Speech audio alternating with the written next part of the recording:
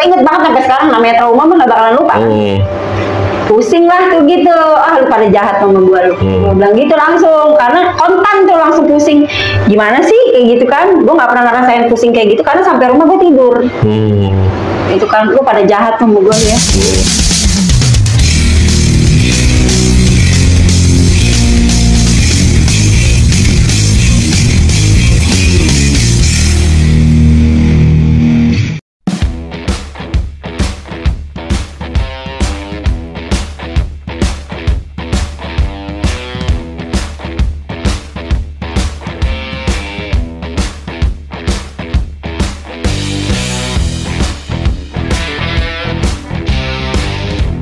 Pokoknya tuh di usia gue 20, dari lulus STM sampai umur 21 tuh gue banyak pindah perusahaan, meskipun cuma sekedar SPG, tapi rezeki gue, jalannya rezeki itu gampang, pindah-pindah tuh gampang. Emang di tahun itu begitu ya? Maksudnya setelah pasca Krismon malah Indonesia malah begitu ya? Mungkin karena posisinya perempuan jadi banyak dicari kan, kalau perempuan iya betul, dibandingin laki-laki celah info pekerjaan buat perempuan lebih gampang di industri ataupun di apa sih namanya kalau itu ya, departemen store ya maksudnya. Nah lu jodohnya yang tadi lu bilang di umur berapa? Di nikahnya apa ini? Ketemu nikahnya 2002. Di umur 20 sekian lah ya? 21 setengah. Anjay. 21 tahun. Tapi nikahnya di sini. Nikahnya di sini. Tapi gue udah tinggal di Bandung. Tapi lu masih kerja? Gue masih kerja, tapi gue berhenti itu waktu itu. Gue berhenti. Nah, lu kerja nikah sampai akhirnya lu memutuskan, ini dia ini usaha ya, usahanya di bidang catering. Gua kenal dia, ya usahanya catering yang gue tahu. Nah, sampai lu punya usaha catering, itu prosesnya seperti apa nih? Lu bisa terjun ke usaha catering yang sekarang menghidupi lu? Awalnya dari masak sih. Maksudnya lu seneng masak? Ya, gue bisa masak lah. Ada ketika bisa masak, bukan bisa masak. Nggak mahir. Nggak mahir. Bisa masak. Terus masakan yang gue masak itu dari keluarga sih sebenarnya. Ketika kita ngumpul keluarga, gue coba masak, gue deh yang masak gitu. Ternyata pas gue masak itu habis tuh launya gitu. Enak. Laper apa enak? Nggak tahu, kayaknya itu menarik kayaknya. Karena lauk yang disajiin enak. Oh, menarik dan enak. Sebenarnya sih gue masak juga dibantu gitu. Gue ngebantuin nyokap gue gitu. Nah terus tiba-tiba om gue nanya, ya udah lu mau nggak nerima orderan gitu kan? Dari masakan itu? Dari masakan itu. Wih, terus? Karena menunya juga menu rumahan, sayur asem, tempe, kayak gitu-gitulah gitu kan. Ya gampang lah gitu kan. Tapi pada saat itu kan blank, ya namanya nyoba-nyoba kan, sesuatu kan dimulai dulu ya kan. Lu tapi penawaran itu lu ambil? Ambil. Apa proyek pertama lah gue? Proyek pertama 400 box. Itu ngerjain buat acara karyawan gathering. Gathering karyawan aja nih. Dan lu nekat gak sih sebenarnya itu? Nekat lah, gue bilang lu gathering karyawan lu. Nekat, tapi karena gue disupport, ayo lu bisa. Ini ada kita lo yang bantu gitu kan. Ya mungkin jalannya rezeki kali ya. Rahasianya Allah dah tuh. Amin. Ya, jadi ya. Nah dari situ manjang berarti? Manjang. Meskipun masih jarang-jarang, tapi kan belajar. Oh, untungnya di mana, ruginya di mana, manage waktu. Awal usaha gitu. Boncos kali ya? Ya, dapat ya, dikit lah. Dikit. Tapi dikit dan boncos. Nggak, tapi yang penting customernya puas, udah gitu. Itu kepuasan tersendiri ya? Kepuasan tersendiri. Kayak kita masak terus habis lahap, tamunya makan lahap, udah puas kan sebenarnya. Itu aja sih. Wajar dong kalau namanya usaha, ya itulah, untungnya berkurang lah. Tapi setidaknya kepuasan customernya dia oke gitu. Responnya bagus gitu. Kesannya bagus. Semangat. Walaupun belum tahu secara administrasi, marketing, keuntungan belum tahu ya. Belum tahu banget.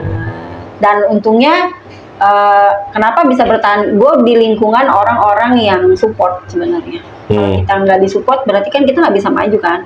Ada orang-orang yang ya benar, maksudnya ya dari keluarga udah pasti ya. Tapi kan yang temen tuh yang support itu yang nggak cuma ngomong doang gitu, yang ayo nih gua kasih orderan, lu gua pinjemin modal dulu, itu ada gitu kan. Dan itu berterima kasih banget gitu kan. Dari situ tuh gue udah yakin gak sih, gue gak merasa masakan gue enak, enggak, tapi setidaknya gue konsisten. Kalau rasanya begini besok juga begini gitu. Makin kesini, apaan sih yang menarik dari catering? Ternyata tampilan ya gitu, bikin lapar mata dulu. Lapar mata kesan pertama berarti? Kesan pertama, kayak jatuh cinta ya gitu. Iya, packagingnya ya berarti? Packagingnya dulu gitu. Ya belajar lah manage waktu. Oh, untuk orderan segini berapa waktunya, terus nanti yang megang nasi ini siapa, nanti yang megang packing siapa, itu jadi belajar kayak gitu. Meskipun masih banyak missnya, cuma ya tetap belajar sih. Itu 2000 berapa tuh yang pertama order? 2011-an ya. 2011. Sekarang 2022 lu. Masih catering dia lu. Masih ya stabil. Masih stabil lu. Nah, selain catering, apa yang lu apa aja yang pernah order ke lu? Acara apa aja? Makan siang apa nih? Makan siang karyawan. Makan siang karyawan, berarti masuknya ke sebuah PT? Ya, ke instansi ya. Ya meskipun hanya nasi bungkus gitu kan. Terus ya reuni sekolah. Maksudnya. Tapi enggak, itu lebih, gue ada kerjasamanya dulu sama Taman Mini ya. Karena sepupu gue di koperasi Iptek tuh, jadi dia yang ngebantu gue buat acara, misalnya di Iptek ada acara apa, maksudnya ke gue. Maksudnya ke lo, dan itu jadi rutinitas? Jadi rutinitas, jadi gue ngambil nasi boknya juga, gue ngambil nasi karyawannya juga gitu. Terus gue juga jualan juga nasi uduk di rumah, gue jualan es juga tuh sama adik gue tuh gitu. Kalau berarti catering itu kalau ada acara dan musiman, hari-hari lu jualan juga nasi uduk gitu. Pokoknya gue istirahatnya cuma di Sabtu Minggu doang. Sabtu Minggu? Ya, tapi Sabtu Minggu gue tetap jualan nasi uduk. Tapi kadang ya paling istirahat kalau butuh capek aja sih, kalau enggak ya jualan terus. Nih berarti lu ngalamin dari partai besar sampai partai kecil ya? Partai kecil apa? Acara keluarga kali ya? Acara keluarga, masak ya buat makan keluarga. Acara buat makan keluarga. Iya, misalnya keluarga besar ngumpul. Arisan nih, ya kan? Arisan, gue masakin gitu. Nanti gue lupahin gitu. Masak. Kalau partai besarnya? Partai besarnya catering perusahaan, gue udah pernah 1.500, 1.600 gue udah pernah. Kapasitasnya lebih meningkat lagi. Tapi dengan menunya yang simpel, misalnya ayam bakar, ayam goreng, kayak gitu-gitu aja sih, gitu. Kalau yang rumit gue juga nggak berani ambil resiko gitu kan, karena minim asisten juga ya. Ini SDM nih masih saudara tetangga? Iya, masih yang bantu lo? Saudara tetangga, iya. Dan sepahit-pahitnya bisnis ini nih, yang pernah lo alamin, itu di tahun berapa, apa di musim apa? Pandemi sih yang pasti. Pandemi kemarin? Karena sebelum pandemi itu tuh orderan gue udah masuk banyak, sampai berbulan-bulan ke depan. Udah ada schedule-nya. Karena travel kan, gue kerjasama sama travel. Jadi travel itu istirahatnya hanya 3 bulan dalam setahun. Jadi dia sekitar di September, Oktober, November. Agustus, September, Oktober dia libur tuh. Karena kan zamannya anak sekolah dulu masuk kan, pendaftaran. Nanti baru mereka jalan-jalan gitu. Nanti gue di November rame lagi terus sampai berulang begitu lagi. Pandemi lah. Habis tuh duit ya kan. Orang nggak bisa bertemu, nggak bisa bikin acara. Karena kan gue ketika pandemi datang itu gue baru bangkit lagi sebenarnya, gitu kan. Baru mulai ngumpulin lagi, dengan sebelumnya musibah gue gitu kan. Jadi gue baru setahun itulah bangkit, jadi uang tabungannya nggak banyak lah. Gitu. Dihajar pandemi, tapi untungnya gue udah punya tabungan sih gitu. Pas pandemi tersebut? Ya, setidaknya buat survive-nya ada. Terus ya masih disupport juga sih, maksudnya banyak orang yang sayang sama gue gitu aja sih. Nah setelah pandemi udah orang bisa bertemu, bisa berkumpul, normal kembali. Ciri khasnya apa nih? Apa? Yang orang tunggu nih, yang orang oh ini mestinya Mamita aja gitu. Semur jengkol. Hah? Ciri khas lu? Anak-anak bonser yang udah pernah nyobain semur jengkol gue udah tahu gitu. Semur jengkol? Semur jengkol pedes. Wah, kita salah jam nih yang bikin semur jengkol. Semur jengkol pedes gitu. Kalau nanti acara tanggal 3 datang, ntar gue masakin. Semur jengkol? Karena gue ada pesanan juga di hari itu bikin semur jengkol juga. Itu yang emang orang cenderung mesen acara tuh pasti itu yang paling banyak request ya? Yang kalau biasa buat acara keluarga, banyaknya pesan jengkol itu. Nah, kalau acara gathering? Gathering enggak, banyakan ayam bakar kayaknya. Banyakan ayam, yang aman. Aman. Karena kalau nggak dimakan hari pagi atau siang, masih bisa buat malam gitu. Yang bikin kangen apa nih? Apa? Masakan lo? Ya kan orang biasanya kan maksudnya sambelnya atau apanya biasanya yang orang cenderung tanya. Masing-masing beda-beda. Masing-masing. Iya, beda-beda. Nah, lu punya anak kan berarti? Punya anak 1. Gua tahu lu single factor nih sendiri. Dan lu salah satu perempuan tangguh, gue tahu. Perempuan tangguh nih. Hidupin anaknya berjuang sendirian. Apa perasaan lo? Maksudnya bisa jadi gue yang motivasinya mungkin anak kali ya, yang bisa gue bangkit nih, gue masih tetap catering nih, gue masih tetap bisa survive nih. Lu pernah terpuruk kan padahal? Pernah, pasti udah pernah. Nah, lu ngelewatin masa terpuruknya itu seperti apa maksudnya? Dimulainya gimana? Kebutuhan pastinya. Kebutuhan nomor 1. Terus ada jalan rezekinya sih. Pada saat lu kena musibah? Iya. Jadi gue ngerasain ada jalan rezekinya. Terus kalau udah dikasih jalan, kenapa kita nggak usaha bangun gitu kan? Gitu, karena kebutuhan ya, karena udah ada jalan rezekinya kalau gue pikir.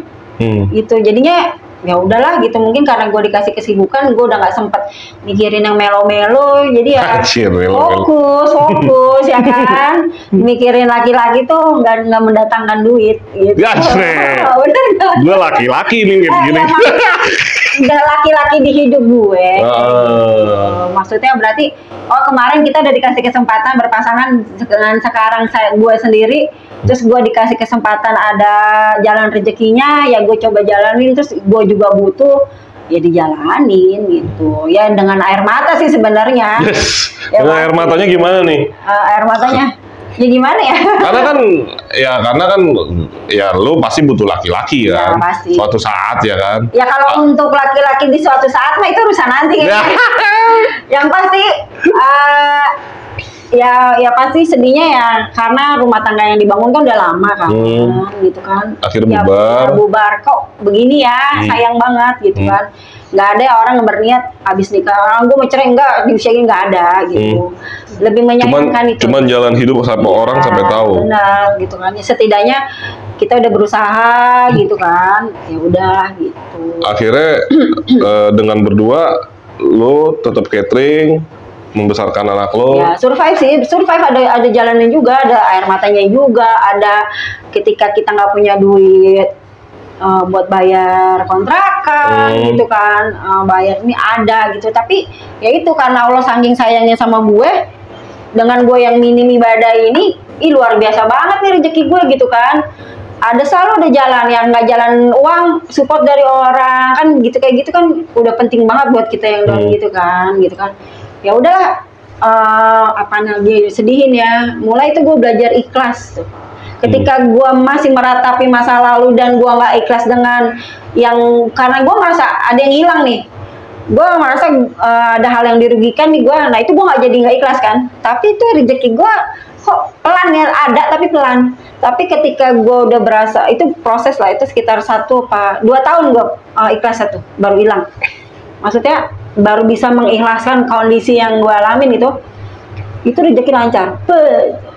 Meskipun nggak maksudnya tapi lancar, merayap gitu. Ada setiap gue butuh tuh ada, setiap gue butuh ada gitu. Dan teman-teman yang atau yang mendukung lo, teman, keluarga, komunitas ya mungkin ya. Iya. Komunitas. Lo kan deket banget nih sama Bonser khususnya nih. Setiap Bonser saat ada acara dia ada terus. Ada terus kalau nggak ada jadwal catering. Kalau nggak ada jadwal orang pesen, ya kan? Emang mengedepankan itu ya? Silaturahmi itu ya? Iya, silaturahmi. Karena gue pikir silaturahmi penting sih ya. Kadang ada rezeki yang terselip di silaturahmi itu. Luar biasa. Nah, cuy. Dapat banget bacanya. Tuh ya, ada rezeki yang terselip di silaturahmi tersebut. Nggak melulu uang sih sebenarnya.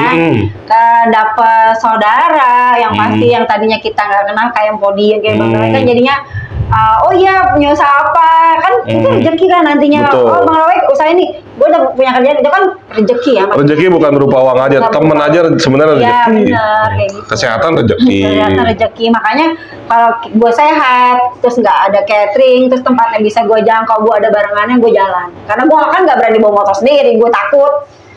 Oh. Iya. Udah pasti. Jadi sayang banget kalau ngelewatin silaturahmi buat gue. Sama ya. Nah ini dari STM kan gue pernah lihat nih rambut lu panjang nih. Lu panjang cewek banget, Mit. Banget. Iya. Kenapa lu milih sekarang setelah lu single ya? Milih bondol kenapa? Ada alasan tertentu? Tuntutan pekerjaan satu, ya. Enggak, sebenarnya bukan tuntutan pekerjaan dulu nih. Nah, apa yang utama? Buang sial gue. Buang sial, yang pasti. Nggak tahu tuh, gue tuh kalau punya masalah larinya tuh ke rambut. Rambut gue tuh pasti gue pendekin. Dari kejadian sebelumnya rambut yang selalu jadi sasaran. Gue pikir ya masih sehat lah, maksudnya badan gue gitu. Yang penting kan gue nggak ngerusak kan. So rambut aja gue panjang lagi gitu. Beberapa kejadian ya itu gue selalu potong rambut. Kalau gue down gitu. Kalau lagi stres banget lu cat rambut ya. Iya, gue Ntar gue unjukin yang catnya macem-macem. Nih ntar kita berubah nih warnanya. Warna ungu besok. Enggak, gue nggak kayak gue lebih ke kuning aja deh. Mau orang nggak pede bodo amat ya. Yang penting rambut putih. Iya, yang penting rambut putih. Kan selera beda dong. Ya. Tapi lebih praktis lo begini ya. Dengan lo sendiri lebih praktis begini. Iya. Kalau rambut panjang banyak yang udahin nih. Iya sih kayaknya. Nggak, karena ketika gue jadi rambut panjang itu, gue jadi orang beda banget. Gue pasti feminim, nggak tahu kenapa. Gitu. Jadi ya beda ya gitu. Banyak banget beda. Dengan gue rambut gini beda banget. Ya meskipun ngomong mah tetap sama, tapi kayaknya ya bebas aja sih rambut pendek gitu. Ya dengan pekerjaan juga sih. Ya dengan ciri khas ya. Iya. Dan Mita ciri khasnya begini. Dan ini apa ya, jadi apa yang punya, biar tahu aja Mita ini cateringnya ini nggak berbentuk PT, CV, rumahan aja, rumahan, cuman alhamdulillah karena dia bersosialisasi dan silaturahminya banyak dan dari mulut ke mulut alhamdulillah nggak putus-putus, ya kan. Andai kata nih suatu hari dari podcast ini ada seorang investor pengen ngembangin dan gedein usaha lo, ya kita nggak tahu nih, lo mau nerima nggak tawaran tersebut? Enggak. Kenapa? Kalau menurut gue kan kerjaan itu kan harus happy kan, gue nggak mau tekanan, ya, gue nggak mau tekanan, gitu. Jadi nggak tahu ya kenapa ya, kemarin gue pernah mengalami terpuruknya gitu kan, terus sekarang gue udah merasa lebih ya lebih enjoy karena tanggung jawab gue sebagai orang tua tetap masih ada, tapi setidaknya anak gue kan udah berangsur gede nih, udah gede, udah kerja juga, terus berarti pressure-nya kan udah mulai berkurang gitu kan, kayaknya enjoy aja deh, karena kalau ketika gue forces tenaga, gue tuanya nanti sakit. Oh, mikirin kondisi badan, kondisi umur karena juga. Karena kebiasaan tuh udah overthinking sebenarnya gitu kan, ada orang kan kita masih produktif, oh cari apa gitu, tapi gue kayaknya terus cari duit yang banyak gitu. Iya, tapi gue kayaknya enggak deh. Enggak, karena kalau sakit kan ngerasain kita sendiri. Gitu. Karena di catering gue itu yang masak gue. Jadi pelanggan gue itu tahu kalau yang masak bukan gue.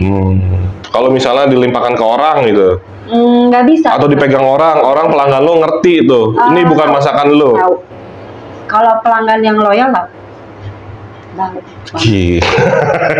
Karena kan gue cateringnya rumahan ya, bukan kayak skala. Banyak yang udah nawarin, tapi kan ketika kita ditawarin modal, berarti kan kita ada tanggung jawab untuk kembaliin yang pasti, ya kan?